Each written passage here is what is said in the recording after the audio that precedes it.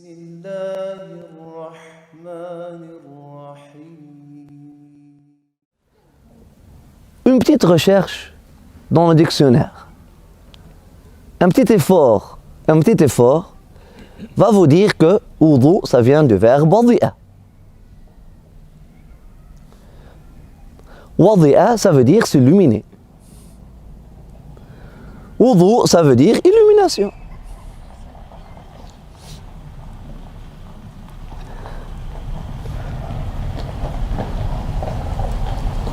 Wudu, ça veut dire illumination.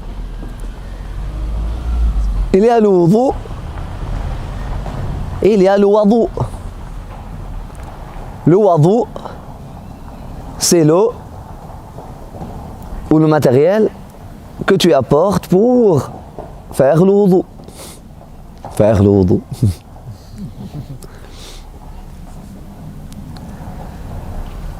Le wadu, c'est l'eau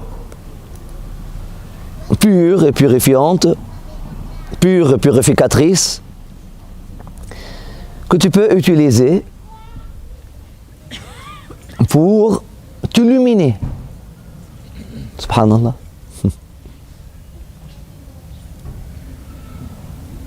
Pour retrouver ta lumière. Littéralement, wadi'a, ça veut dire s'illuminer ou retrouver sa lumière. Comme le verre, lorsque le verre il est sale, sali, ou le diamant est sali, et tu le laves, tu le nettoies avec de l'eau, qu'est-ce que se passe? Wadi'a, il commence à briller, il retrouve ça, il retrouve sa clarté. Wudu, donc, c'est retrouver sa clarté. Retrouver sa lumière. Retrouver sa brillance. Retrouver son illumination. هذا الوضوء.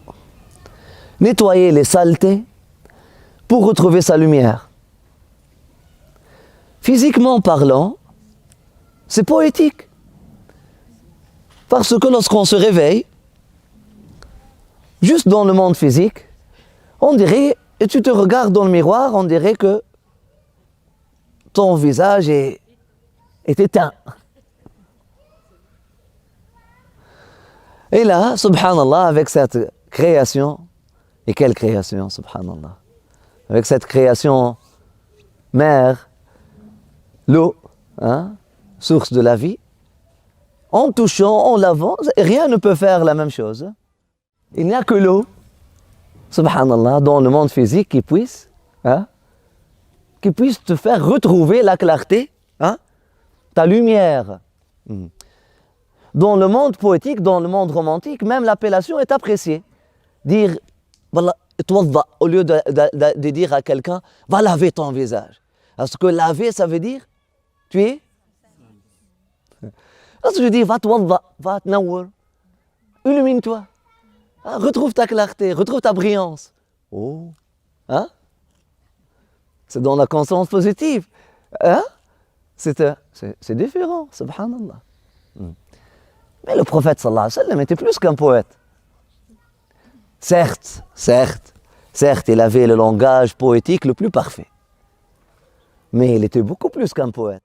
Donc, appelons cet exercice de lavage avec de l'eau, ce rituel de lavage avec de l'eau, que nous commençons avec dès qu'on se réveille. Nous avons dit, tu te réveilles, tu fais la méditation de réveil. Tu rends grâce à Allah subhanahu wa ta'ala de t'avoir réveillé. Et ton âme prend conscience de sa responsabilité dans le monde de conscience. Et maintenant, tu connais que je me lève, c'est toi qui me fais réveiller, j'ouvre mon œil, et en même temps, tu fais le parallèle avec l'œil du cœur qui s'ouvre lorsque tu te réveilles. Tu te réveilles sur le monde des vérités, les réalités comme elles sont. Et tu te réveilles aussi sur tes responsabilités. Et tu prends conscience de ta mission. L'exercice que le développement de conscience prophétique nous invite à faire juste après, c'est vraiment aller faire votre wudu.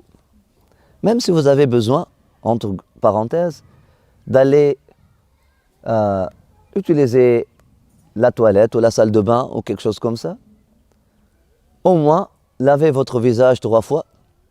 C'est un exercice. Le siwak avant tout, nettoyer la bouche, se brosser les dents, entre guillemets, et laver le visage 3 fois, c'est un exercice qui est recommandé. Vous voyez, on dit se brosser les dents, laver le visage. Le prophète sallallahu alayhi wa sallam n'appelle pas ça comme ça. Brosser les dents, il appelle ça siwak. Ça veut dire faire briller, ça veut dire aussi parfumer, ça veut dire aussi harmoniser, ramener l'harmonie.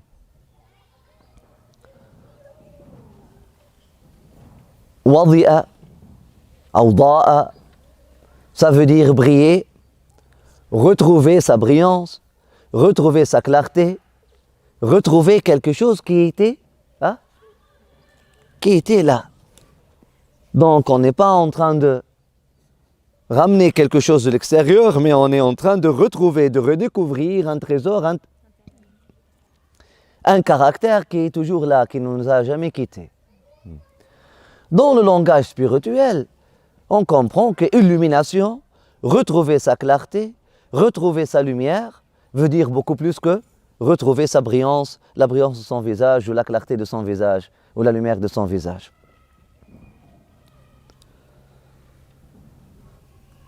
D'ailleurs, al-wudu, c'est un rituel à la fois, oui, on peut dire pour retrouver l'énergie, etc. parfois, mais le plus important, que c'est un rituel de méditation qui est le secret même de la présence dans la salat. Avant chaque salat, avant chaque exercice de connexion à la présence divine, qui est salat, il est recommandé de... Vous voyez les prisons de la langue, de la traduction.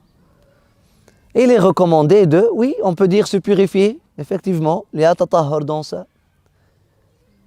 Mais il est recommandé de faire tawaddu, de retrouver sa clarté d'esprit, de retrouver sa lumière, de retrouver sa brillance, parce que tu ne veux pas prier, tu ne veux pas parler à Dieu à travers des couches d'inconscience. Donc en se lavant, en se purifiant, tu es en réalité en train d'ôter quoi? Des couches, des strates d'inconscience qui ont pu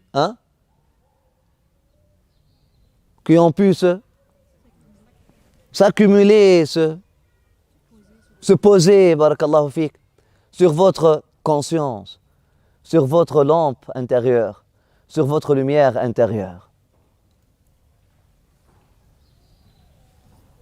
D'ailleurs, le prophète sallallahu alayhi wa sallam, il nous a incité à faire le dhikr, a dit méditez lorsque vous faites le wudu.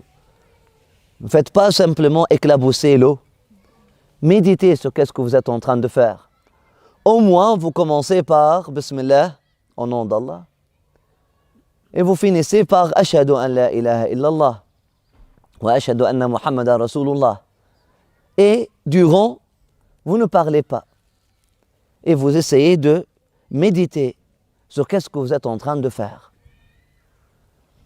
Et puis il dit, alayhi salatu wassalam, dans cet enseignement, assez simple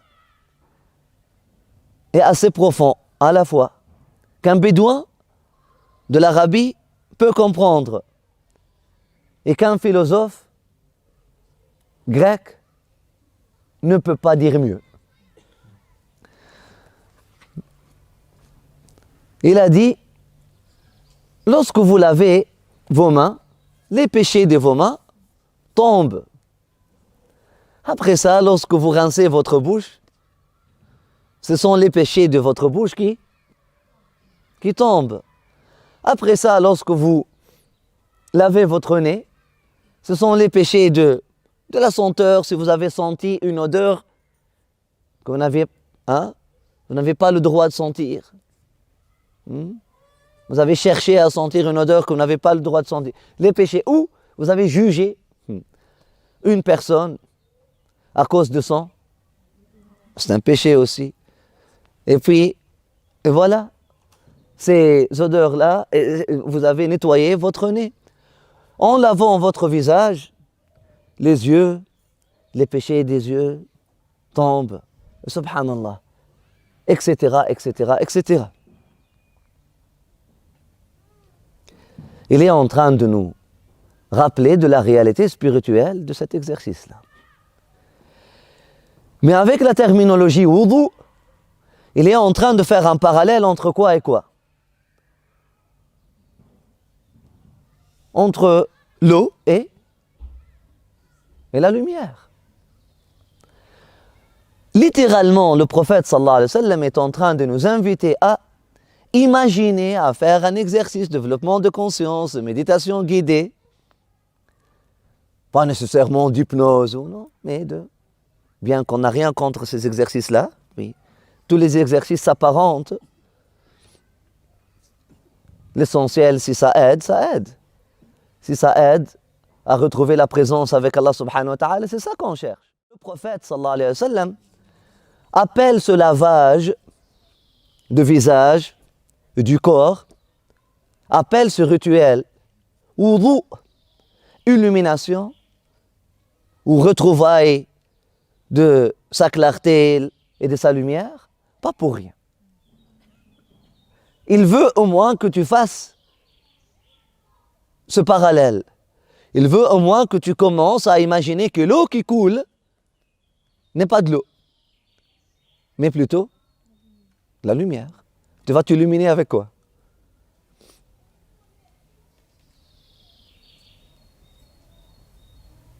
Tu t'illumines avec la lumière.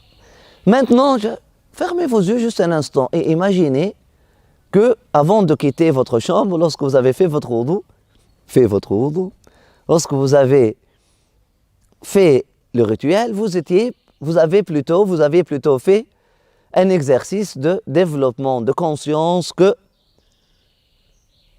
cette eau qui vient, qui est pure et purificatrice, et qui est la source de la vie de ton corps, vous êtes en train d'utiliser le rapport entre l'eau qui est la source de ton corps et ton corps qui vient de cette eau-là, pour envoyer un message subliminal.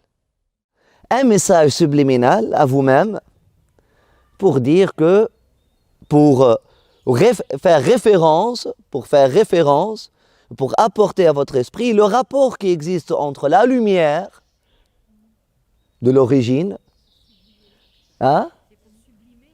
pour sublimer l'acte, barakallahu fik. Pour sublimer l'acte. Et là, vous faites un parallèle, vous faites une référence. Donc maintenant, cette eau-là, elle symbolise quoi? La lumière originale, de laquelle mon étincelle a jailli. Donc, un retour à la source. Et je suis en train de faire quoi avec cette lumière originale? Je suis en train c'est avec l'eau qui est l'origine de votre création physique, vous êtes en train de retrouver la beauté de votre visage, la clarté de votre visage. C'est le même rapport. Vous retrouvez la clarté et la beauté de votre visage parce que l'eau, elle va rentrer, il y a un phénomène d'osmose. L'eau, elle va rentrer dans les pores, etc. Les pores vont s'ouvrir et là, hop, tac, tac, tac. Un bien-être. Maintenant, avec la lumière, l'eau, elle symbolise la lumière originale. Et votre corps symbolise quoi? Votre esprit. Qui est quoi? Qui est lumière. Aussi, qui est créé de cette lumière originale, comme ton corps est créé de cette eau. Et là, vous vivez l'exercice de cette façon-là. Vous comprenez les prières que le prophète faisait, alayhi salatu wassalam, durant chaque acte. Vous comprenez qu'est-ce que cela veut dire. Laver le visage, pourquoi? C'est le visage qui est le plus important. Parce que c'est le cœur. C'est le symbolisme du cœur. Et pourquoi ce sont les yeux qui sont les plus importants dans ce visage-là, etc. Donc le prophète, sallallahu alayhi wa sallam, nous invite effectivement à sublimer l'acte ou à intérioriser cet acte-là. À utiliser cet acte-là comme un exercice de méditation. C'est tout à fait clair et simple que autrement ça ferait plus de sens. Autrement ça fait pas de sens. Parce qu'on nous invite à le faire même si nous sommes bien réveillés. On nous invite à le faire même si nous sommes bien beaux. On nous invite à le faire même si nous sommes bien propres. On nous invite à le faire parfois lorsque l'eau n'est pas là, juste avec le gestuel. Juste avec le gestuel. Juste avec le gestuel. Je touche une pierre, la deuxième source de mon existence. Parce que tu es 3/4 eau, si les 3/4 ne sont pas là, ok, tu vas faire avec le 1/4. C'est ça? Nous sommes 3/4 eau ou 5/8 ou 65%, il y a là 3/4.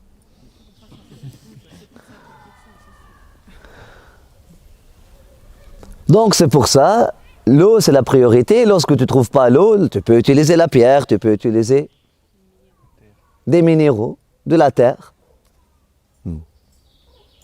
Pas pour te gratter avec. C'est un symbole, c'est un rapport, tu touches. Et puis, tu représentes le rapport entre cette terre et ton origine. Et là, tu cherches quoi?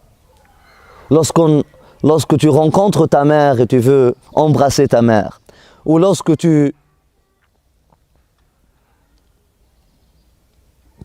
cherches un rapport avec l'origine de ta création, et tu viens à l'origine de ta création et tu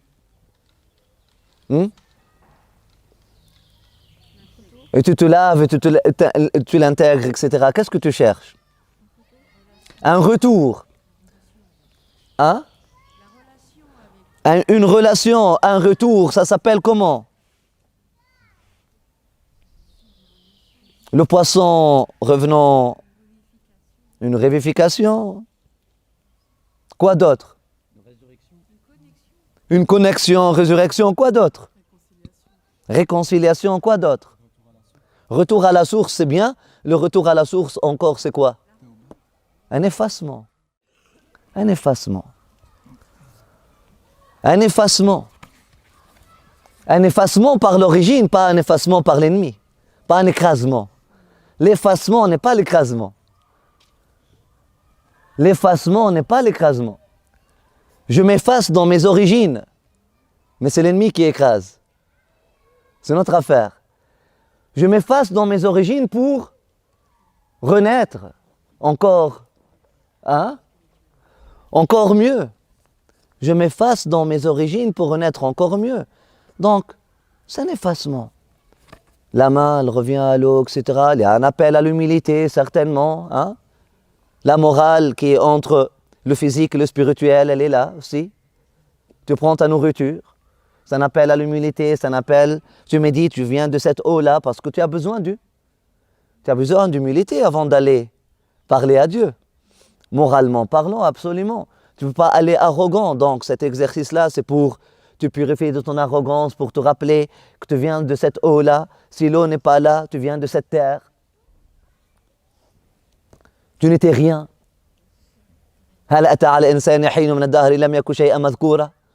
Ça fait juste quelques années, tu n'étais rien, tu étais haut.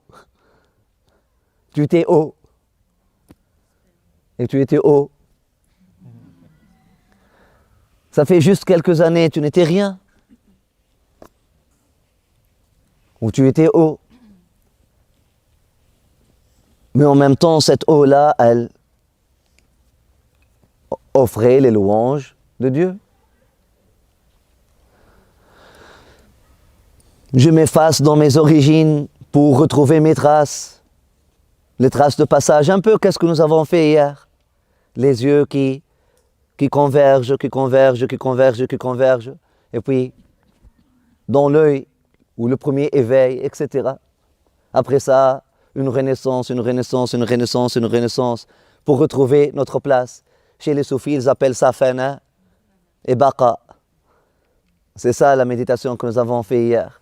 Le chemin d'aller, c'était le fana, l'extinction, la convergence, la convergence, la convergence, jusqu'à ce que nous sommes allés au premier œil, au premier éveil. Après ça, nous avons revécu, c'est toute une imagination. Le fana et le baqa, ce ne sont pas des... Lorsqu'on dit ce sont des réalités spirituelles, tout se passe à l'imaginaire, tout est une méditation guidée. Tout est une méditation afin de pouvoir comprendre, afin de pouvoir visualiser et vivre, redéfinir ton rôle et ta place dans cet univers afin que tu puisses maintenant toucher les choses avec conscience. Hein? Et voir et regarder les choses avec conscience. C'est clair? Maintenant, si je médite sur l'eau, je médite sur l'eau, c'est mon corps.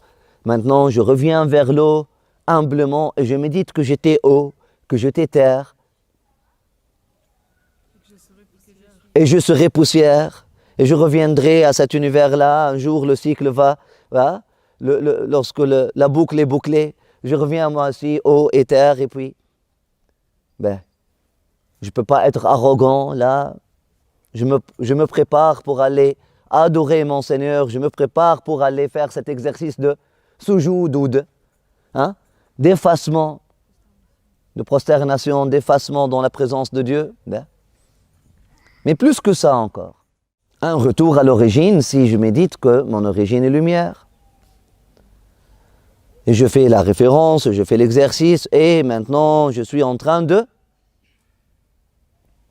enlever les strates, les voiles à travers la lumière originale.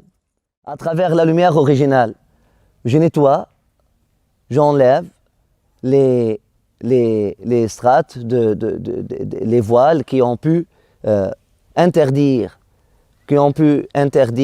le passage de cette lumière-là, qui ont pu me voiler. Donc lorsque je fais l'exercice de cette façon-là,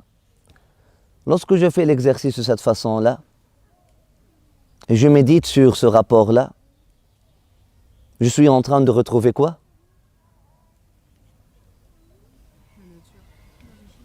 Je suis en train de retrouver mon origine, lumière, je suis en train de retrouver quoi? C'est quoi cette origine lumière?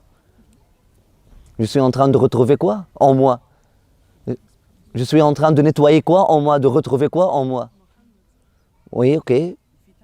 Ma fitra, oui. Mon origine, oui. Pour utiliser une terminologie que nous avons utilisée hier dans la méditation. Mon essence, oui. Quoi d'autre? Mon regard. Mon regard. Pour retrouver mon regard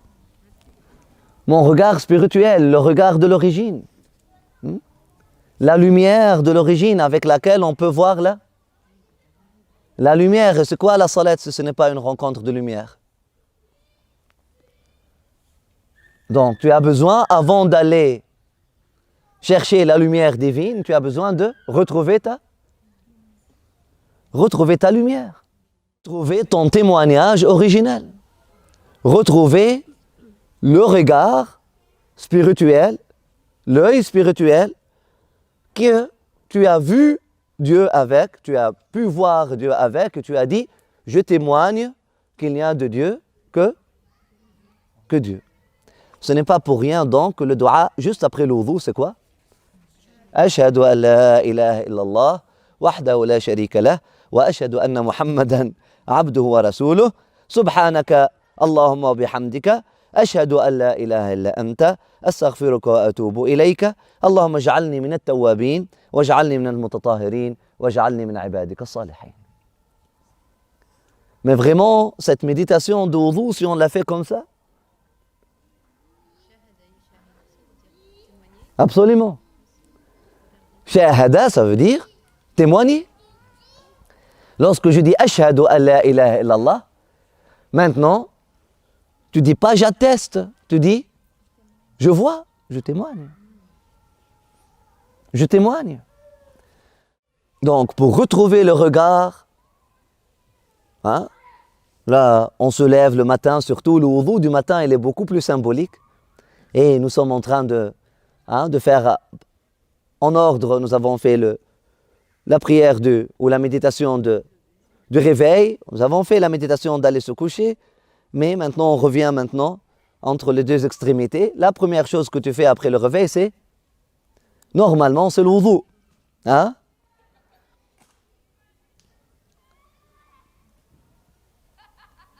Tu imagines ton regard brouillé. On dit brouillé? Tu peux même pas voir les choses autour de toi. Non, comme ça. Et là, subhanallah, après avoir lavé votre visage, tu retrouves, dans un langage poétique, prophétique, tu retrouves ta lumière et ta beauté, tatwadda. Hein? Maintenant, tu as plus de daw, et aussi tu tatwadda. Même tes yeux, même ton regard physique retrouve sa clarté et sa lumière, son intensité. Et là, tu peux voir les choses plus clairement. Parce que même s'il y a la lumière du soleil à l'extérieur, si l'œil est brouillé, tu ne vas pas voir bien. Tu vas trébucher. Tu vas tomber. Tu vas passer à côté de plusieurs choses. Tu vas continuer à chercher ton téléphone pour un quart d'heure alors qu'il est là en train. Même chose, on trace un parallèle. Lorsque je rouvre et j'enlève le brouillard du regard de mon esprit, là mon esprit retrouve son éclat, là mon regard spirituel retrouve sa lumière, on retrouve ça. Allez-y. Sa vision, ça. Le regard retrouve ça. Sa clarté, retrouve sa lumière, retrouve sa vision, retrouve ça. Sa perception, retrouve ça. Sa clairvoyance, son intensité, voilà, sa précision, tout ça. Le regard se retrouve son ouverture et là, il peut voir. Il peut voir bien les choses. Il peut voir la lumière d'Allah subhanahu wa ta'ala partout et en tout. Et là, la branche est connectée à la racine, le regard spirituel est connecté au premier regard spirituel, cet éveil est connecté au premier éveil. Et là, tu dis Ashhadu an la ilaha illallah, comme tu l'as dit le jour de Alastu. Comme tu l'as dit le jour lorsque Allah subhanahu wa ta'ala t'a demandé, t'a fait témoigner, tu me reconnais comme ton Seigneur ou non? Tu as dit Bala ashhadu an la ilaha illallah. Wa ashhadu anna Muhammadan Rasulullah. Donc, c'est ça le dua, c'est ça la prière, c'est ça la méditation. Que le prophète sallallahu alayhi wa sallam, que Dieu nourrisse son âme, sa lumière et notre connexion à lui, ainsi que ses héritiers bénis au corps sanctifié, nous invite à faire après le wudu. Pas vraiment après le wudu, durant le wudu. Parce que ash-shahada, c'est un aboutissement. Témoigner, c'est un aboutissement. Donc, la prière ou le dua, la formule que le prophète sallallahu alayhi wa sallam nous donne, Normalement, il faut comprendre que ça, il faut que la conscience et mon exercice de wudu m'amènent à dire ça naturellement. Vous comprenez? C'est pas juste on sort de robotisme. Maintenant, après avoir lavé ça, je lave ça. Après avoir lavé ça, je lave ça. Après avoir mis mon pied dans le lavabo. Et puis regardez derrière, peut-être il y a quelqu'un qui va rentrer. Et faillir tomber parce que je suis perturbé. Parce que peut-être mon collègue de travail va rentrer, va me surprendre en train de laver mon pied au lavabo. Et là, je perdrai mon emploi. Le rituel de wudu est devenu très compliqué aujourd'hui. Il y a plusieurs choses qui se sont ajoutées. Mais non. Et puis, robotiquement, en finissant tout ça, hein, en laissant le lavabo plein de cheveux, des choses comme ça, l'eau partout, au-dessous, etc. Là, tu sors parce que tu n'as pas le droit de faire le dhikr dedans. Il faut que tu sors très rapidement avant de nettoyer quoi que ce soit. Ashhadu. C'est ridicule. Ouais, c'est vrai. Hein? C'est pas comme ça. Nous avons dit plusieurs fois, et on le redit, que les du'as du prophète sallallahu alayhi wa sallam sont quoi? Des expressions naturelles. Des expressions naturelles. Donc il faut qu'on retrouve le vrai wudu qui donne comme fruit la vraie shahada. Parce que le wudu du prophète sallallahu alayhi wa sallam, l'exercice de l'illumination du prophète sallallahu alayhi wa sallam, l'exercice de retrouver sa clarté de vision, retrouver sa vision du prophète sallallahu alayhi wa sallam, mené naturellement, spontanément, hein? Il faut que vous compreniez que les prières du prophète étaient spontanées. Ce n'était pas dicté. C'était spontané. C'était comme Alhamdulillah. Alhamdulillah. Spontané. C'est les expressions de notre état, les expressions de l'état dans lequel tu es. Donc il faut comprendre que si l'exercice de wudu du prophète sallallahu alayhi wa sallam a mené à cette prière-là juste vers la fin, cette prière-là était quoi? Était donc l'aboutissement, était le fruit, était le résultat, était l'aboutissement du travail, de l'exercice de wudu. Donc il faut que vous fassiez un wudu qui vous mène naturellement, spontanément, sans que personne ne vous le rappelle, sans que vous le lisiez sur le papier, sur la porte de votre salle de bain. Hein? Vous comprenez? Naturellement, juste, subhanallah, la première chose qui vous vient à l'esprit, c'est vous ouvrez vos yeux, vous regardez, oh, la ilaha illallah, tu regardes et tu dis ashhadu an la ilaha illallah wa ashhadu anna Muhammadan Rasulullah.